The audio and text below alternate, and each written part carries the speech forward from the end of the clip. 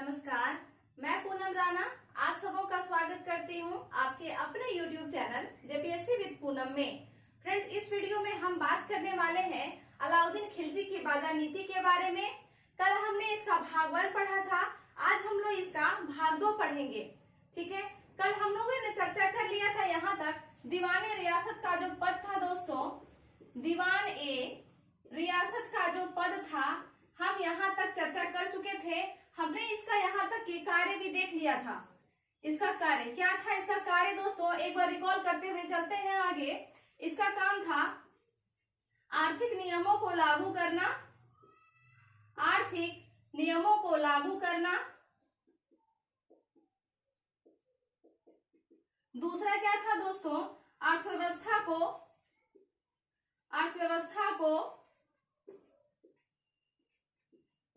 सुचारू रूप से चलाना, सुचारू रूप से चलाना। ये दोनों काम दीवान रियासत का हुआ करता था। और आपको पता होगा कल के वीडियो में ही हमने चर्चा किया था कि दीवानी रियासत किसके ऊपर होता था, किसका हेड ऑफिसर हुआ करता था। तो ये शहनाई मंडी का हेड ऑफिसर हुआ करता था, जो शहनाई मंडी पर पूरी तरह से कंट्रोल रखा करता था। ठीक है, अब हम थोड़ा सा आगे चलते हैं और जानते हैं कि इन सब पदों के अलावा भी अलाउद्दीन खिलजी ने किन किन नए नए पदों का सृजन किया था। जैसे एक नए पद का सृजन मिलता है बरीद। हालांकि बरीद का जो पद है दोस्तों वो आपको बलबन के समय में भी देखने को मिलेगा, बलबन के समय में भी देखने को मिलेगा। ये कोई नया पद नहीं था, लेकिन इस पद को अलाउद्दीन खिलजी ने भी फॉलो किया था। बरीद का मतलब होता है गुप्तचर। क्या होता है? गुप्तचर। ठीक है, और ये जो गुप्तचर था इसका सीधा संबंध, प्रत्यक्ष संबंध सुल्तान से हुआ करता था। इसमें किसी तरह का मीडिएटर नहीं हुआ करता था। ये जो भी सूचना, जो भी न्यूज या फिर किसी तरह का न्यूज, ऐसा न्यूज जो सुल्तान के खिलाफ हो या फिर कहीं से पता चलता था कि सुल्तान के खिलाफ षड्यंत्र होने वाला है, तुरंत ये सुल्तान को आके खबर कर देता था। इससे सुल्तान पहले से ही अलर्ट हो जाता था। तो बरीद का जो संबंध था डायरेक्ट सुल्तान से हुआ करता था। ठीक है, दूसरा जो पद था दोस्तों उसे बोलते हैं मोहनियान। दूसरा जो पद था उसे कहते थे मोहनियान। मोहनियान का भी मतलब होता था जासूस। लगभग ये भी गुप्तचर से मिलता जुलता था, इसका भी काम लगभग वही था। तीसरा जो पद था दोस्तों, ये तीसरा जो पद था उसे कहते थे मुहत्सिब। क्या कहते थे? मुहत्सिब। और मुहत्सिब का क्या काम होता था? मुहत्सिब का ये काम होता था नैतिक नियमों को लागू करना, नैतिक नियमों को लागू करना। ये काम होता था मुहत्सिब का। ठीक है, तो इस प्रकार अलाउद्दीन खिलजी ने बलबन के द्वारा बनाए गए इन तीनों पदों को अपने भी काल में जारी रखा। अब हम थोड़ा इससे आगे चलते हैं और देखते हैं जो अलाउद्दीन खिलजी ने 3 विभाग बनाए थे। एक तो था अनाजों का बाजार, दूसरा था वस्त्रों का बाजार और तीसरा था मवेशी और दासों का बाजार। हम धीरे धीरे डिटेल्स में देखेंगे एक एक करके कि उनका प्रोसेस क्या था। आखिर अनाज के जो बाजार बनाए गए थे वहाँ पे अनाज आता कहाँ से था। पहले हम देखते हैं अनाजों का बाजार। अनाजों का बाजार, इसमें क्या था दोस्तों? हमने पहले ही देखा अनाजों का बाजार तो बनाया गया, पर सबसे बड़ी समस्या ये थी कि आखिर अनाज गोदाम में आएंगे कहाँ से? कहाँ से अनाज का संग्रहण होगा और ऐसे क्या उपाय किए जाएंगे जो सूखा पड़े, अकाल पड़े, तब भी राज्य को अनाज के लिए किसी भी तरह की परेशानी, किसी भी तरह की दिक्कत का सामना न करना पड़े। इसके लिए अलाउद्दीन खिलजी ने एक नई व्यवस्था की स्थापना की। इस व्यवस्था का नाम था रई पदत व्यवस्था। रई पदत व्यवस्था। ये रई पदत व्यवस्था क्या थी दोस्तों? इसका मतलब होता था कि जो दाम जिस अनाज का निश्चित कर दिया गया है वो उससे अधिक दाम में नहीं बेच सकता है। कहने का मतलब है कि वो जो भी कि अनाज जो है निश्चित दाम पे ही बेचा जा सकता है। निश्चित दाम पर अगर किसी तरह का भी इसमें गड़बड़ी उत्पन्न होता था तो उसे कठोर सजा दी जाती थी ताकि वो भविष्य में ऐसी गलती ना करे। ये तो हो गई इसकी पहली शर्त। क्या हो गई? इसकी पहली शर्त। दूसरी जो शर्त थी इसकी, ये थी आपूर्ति की। आपूर्ति की। अनाज के दाम तो आपने तय कर दिए, लेकिन अब बात रही कि आपूर्ति कहाँ से हो, गोदाम में अनाज का संग्रहण कहाँ से हो। दोस्तों, अर्थव्यवस्था का तो मूल मंत्र यही है कि आपूर्ति और डिमांड जो है, आपूर्ति और डिमांड जो है साथ साथ चलती है तो ही अर्थव्यवस्था बैलेंस में चलती है। कहने का मतलब है, अगर मांग बढ़ेगी तो मूल्य भी बढ़ेगा, और मांग घटेगी तो जाहिर सी बात है मूल्य में भी कमी हो जाएगी। यही अर्थव्यवस्था का मूल मंत्र है। तो इसको बैलेंस करने के लिए अलाउद्दीन खिलजी ने क्या किया?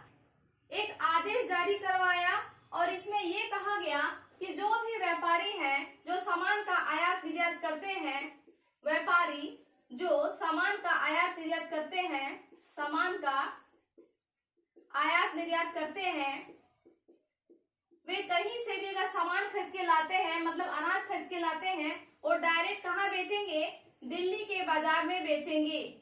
दिल्ली के बाजार में बेचेंगे, वे कहीं और के बाजार में नहीं बेच सकते हैं। ठीक है, कहने का मतलब है कोई भी व्यापारी कहीं से भी सामान खरीद के लाए, उनको बेचना कहाँ है? उसको दिल्ली के बाजार में ही बेचना है। इससे फायदा क्या हुआ? जो विदेशों से सामान मंगाए जाते थे वो डायरेक्ट कहाँ पे आने लगे? दिल्ली के बाजार में आने लगे, और यही दिल्ली के बाजार में बिकने लगे। दूसरा काम इन्होंने क्या किया दोस्तों? दूसरा काम इन्होंने क्या किया? तो राजकीय भूमि, जिसे खालसा भूमि या सरकारी भूमि कह सकते हैं, खालसा भूमि या सरकारी भूमि सब एक ही है। इन्होंने ऐसी जमीनें जो विद्वानों को, मौलवी को, उलेमाओं को दान स्वरूप दी जाती थी, कहने का मतलब है उस जमाने में से मदद-ए-माश कहा जाता था, जो जमीनें उन्हें दी जाती थी दान स्वरूप, उनसे इन्होंने ये जमीनें वापस ले ली और इनको किस भूमि में बदल दिया? खालसा भूमि में बदल दिया, खालसा भूमि में परिवर्तित कर दिया। ठीक है, इससे फायदा क्या हुआ? बहुत बड़ी मात्रा में फसल का उत्पादन होने लगा, फसल का उत्पादन होने लगा, कहने का मतलब फसल का उत्पादन बढ़ गया। ठीक है, और अनाज का जो संग्रहण था वो गोदाम में होने लगा। तीसरा काम इन्होंने क्या किया? तीसरा काम, गंगा यमुना का जो दोआब क्षेत्र है, गंगा यमुना का जो दोआब क्षेत्र है, इसके महत्व को समझा और यहाँ पर भूमि की पैमाइश करवाई। अलाउद्दीन खिलजी ये अच्छी तरह से जानता था कि गंगा यमुना का जो दोआब क्षेत्र है वो कितना महत्वपूर्ण है, यहाँ की जमीन कितनी उपजाऊ है, यहाँ की मिट्टी कितनी उपजाऊ है, और यहाँ से दुगुना फसल उसे प्राप्त हो सकती थी, दुगुना अनाज उसे प्राप्त हो सकती थी। इससे पहले भी एक और सुल्तान रहा है जिन्होंने गंगा यमुना दोआब क्षेत्र के महत्व को समझा और वहाँ पे बड़े पैमाने पर कृषि करवाई। वो सुल्तान था इल्तुतमिश और दूसरा था अलाउद्दीन खिलजी, जिन्होंने गंगा यमुना के महत्व को समझा, गंगा यमुना के दोआब क्षेत्र के महत्व को समझा। इन्होंने यहाँ पे क्या किया? यहाँ पे जो टैक्सेशन था, किसानों से 1/2 भाग कर लेने लगा, 1/2 भाग कर लेने लगा। ठीक है, और शरीयत के अनुसार अलाउद्दीन खिलजी कहता है कि शरीयत के अनुसार किसानों से कभी भी 1/2 से ज्यादा टैक्सेशन नहीं लगा सकते हैं, और मैंने पूरी तरह से शरीयत के नियमों का पालन किया है, मैंने शरीयत के नियमों का कभी उल्लंघन नहीं किया, मैंने 1/2 भाग से ज्यादा टैक्स किसानों पे नहीं लगाया। ठीक, अलाउद्दीन खिलजी के इन सब कार्यों से दोस्तों कहा जाता है कि उनके साम्राज्य में इतनी ज्यादा उपज बढ़ गई थी, अनाजों का संग्रहण इतना ज्यादा हो गया था कि सन 1335 ईस्वी तक इनके वंशजों ने अनाज को खाया। यहाँ तक कि अमीर खुसरो कहता है कि अकाल पड़े या सूखा पड़े, इससे राज्य को किसी भी तरह का फर्क नहीं पड़ता था, जनता सुखी से बड़े आराम से अनाज का उपभोग किया करती थी। ये सन 1335 की बात हो रही है दोस्तों। आपको याद होगा कि अलाउद्दीन खिलजी की डेथ कब होती है। अलाउद्दीन खिलजी की जो मृत्यु है, अलाउद्दीन खिलजी की जो मृत्यु है वो सन 1316 में हो जाती है। देखिए ये सुल्तान मरता है 1316 ईस्वी में और 1335 ईस्वी तक इनके वंशज इनके अनाज को खाते हैं। कहने का मतलब है आप यहाँ से अंदाजा लगा सकते हैं इन्होंने किस हद तक अनाज का संग्रहण किया था गोदाम में, जो 1335 ईस्वी तक इसके वंशजों ने खाया इसे। इनका जो खालसा भूमि था, खालसा भूमि जो था कहा जाता है मेरठ से लेकर प्रयागराज तक फैला हुआ था, प्रयागराज तक फैला हुआ था, जिन्हें हम खालसा भूमि कहते हैं। अलाउद्दीन खिलजी ने एक आदेश जारी किया और किसानों से ये कहा कि आप जो फसल की पैदावार करेंगे उसे आप घर नहीं लाएंगे। कहने का मतलब है कि आप खेत में फसल उगाते हैं, आपको वहां से घर नहीं लाना है, बल्कि 1/2 भाग जो है हमारे व्यापारी जाएंगे और आपके यहाँ से फसल को ले आएंगे। ऐसा इसलिए इन्होंने किया क्योंकि वे नहीं चाहते थे कि उसे घर लाने में, फिर उसकी मढ़ाई करने में ज्यादा खर्चा आए, फिर उसे बाजार में पहुंचाने के लिए जो परिवहन का लागत लगेगा वो सब बढ़े। इसीलिए अलाउद्दीन खिलजी ने डायरेक्ट आदेश जारी किया और ऐसा कहा गया किसानों को कि डायरेक्ट आपके खेत से ही हम फसल को ले लेंगे। इससे दोस्तों किसानों को बहुत बड़ा नुकसान हुआ, लेकिन फिर भी अलाउद्दीन खिलजी की ये नीति जारी रही। आइए अब हम देखते हैं इसकी वस्त्र नीति क्या थी। वस्त्र नीति, वस्त्र नीति के अंतर्गत दोस्तों अलाउद्दीन खिलजी ने जो व्यापारी हुआ करते थे, मुल्तान से उस टाइम अच्छे क्वालिटी के वस्त्र मंगाए जाते थे, तो इन्होंने व्यापारियों को क्या किया, अग्रिम धनराशि देना स्टार्ट किया। अग्रिम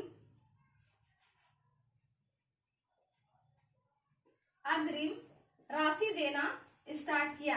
ऐसा इन्होंने इसलिए किया, सुल्तान का कहना था कि हम आपको पैसा देंगे, आप डायरेक्ट मुल्तान से कपड़े लाइए और दिल्ली के बाजार में बेचिए। और सुल्तान ने क्या किया, जो हिंदू व्यापारी जो कपड़ा का व्यापार करते थे, मुल्तान से जो कपड़ा लाते थे उस पर आयात कर 10% लगाता था।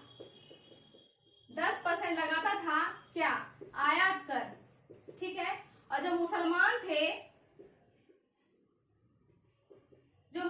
व्यापारी थे उनसे मात्र 5% ही आयात कर लगाता था, ठीक है। हिंदुओं पर कितना लगाता था, 10% और मुसलमानों पे 5% वो आयात कर लगाता था, ठीक है। ये तो हो गई इसकी वस्त्र नीति। तीसरी जो इनकी नीति थी वो थी मवेशी और दासों का बाजार। मवेशी और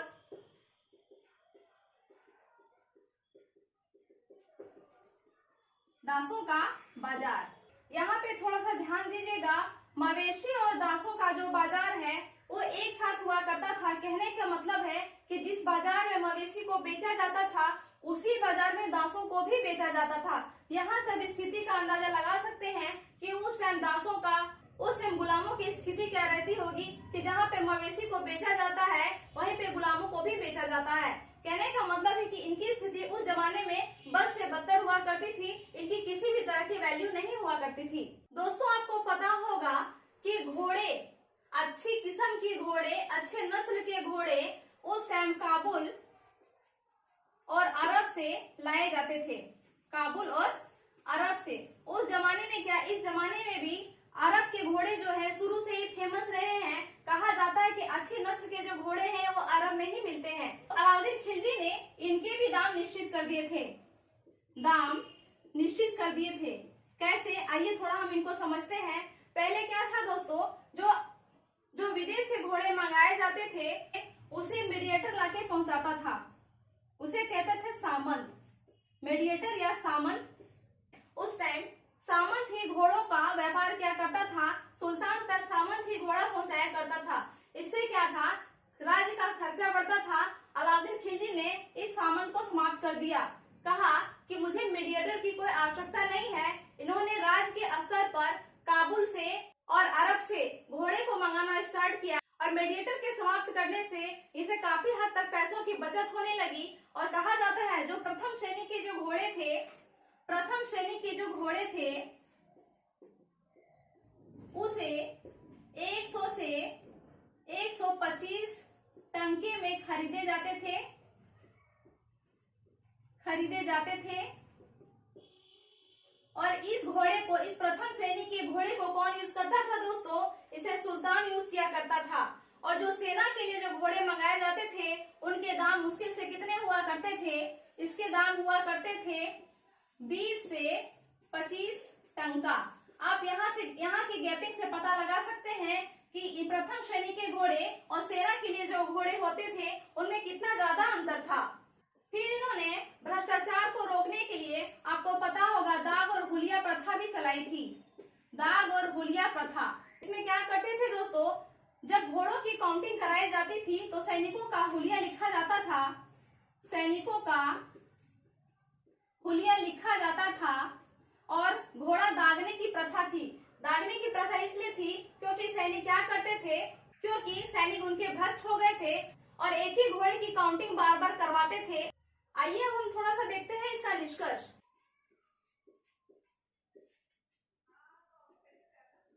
अलाउद्दीन खिलजी की जो बाजार नीति थी दोस्तों, ये बहुत ही कठोर और सख्त नीति पर आधारित थी।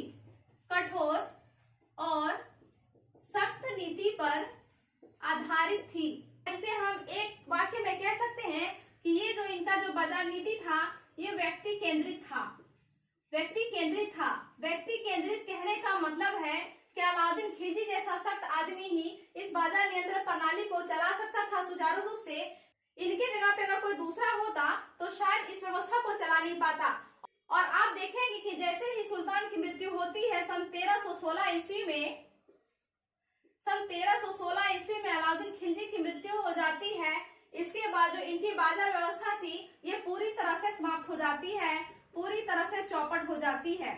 ऐसा इसलिए होता है कि इनकी जो बाजार नीति थी पूरी तरह से कठोर और सख्ती के नियमों पे आधारित थी। और यही वजह है कि इनके आने वाले वंशजों के टाइम में एक बार फिर से उनका जो बाजार नीति थी उसमें भ्रष्टाचार, बेईमानी, चोरी और ठगों का बोलबाला हो गया। अलाउद्दीन खिलजी की जो बाजार नीति थी अगर इतना कठोर नहीं होती, इतना सख्त नहीं होती, मांस काटने की प्रथा, कान काटने की प्रथा, नाक काटने की प्रथा अगर नहीं होती तो ऐसा संभव हो पाता कि उसके मरने के बाद भी उनके वंशज इस नीति को जारी रखते और समाज और उनका जो साम्राज्य था जैसा अलाउद्दीन खिलजी के टाइम में था वैसा उनके टाइम में भी होता, परंतु ऐसा नहीं हुआ। तो ये था दोस्तों अलाउद्दीन खिलजी की बाजार नीति। दोस्तों वीडियो कैसा लगा कमेंट सेक्शन में लिख के जरूर बताइएगा। मिलेंगे एक नए चैप्टर के साथ, तब तक के लिए मुझे इजाजत दीजिए। Good bye.